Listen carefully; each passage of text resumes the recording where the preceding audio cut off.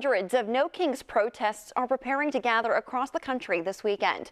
Thank you for joining us tonight. I'm Jessie Klinger.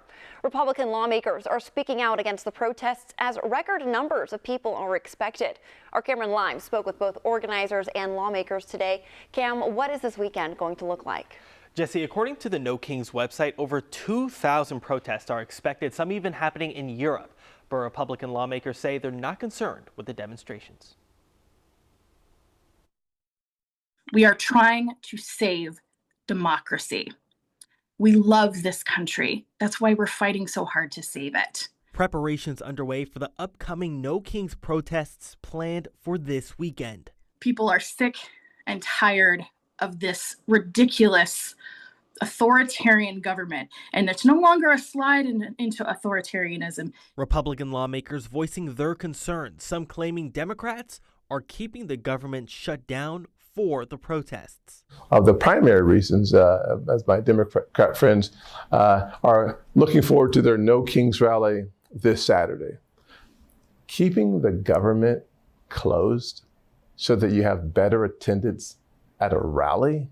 Organizers say plans for these protests were released on September 9th and have nothing to do with the shutdown. How would we possibly be at fault when the Republicans have all three branches of the government and the Supreme Court in their pocket? Other Republican lawmakers voicing their concerns of potential violence.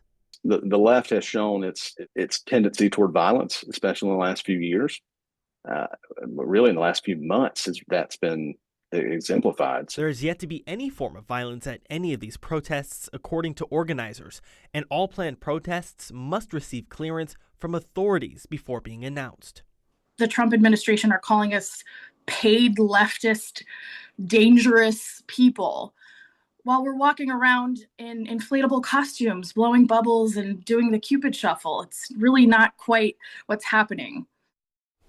And Cameron, we've seen these protests in the past. Do Republicans feel like they're making a difference? Well, according to Pace, he says they have no impact on the way that he views legislation. And when I asked him about Republicans who are at these rallies, he told me that he views them as opportunists.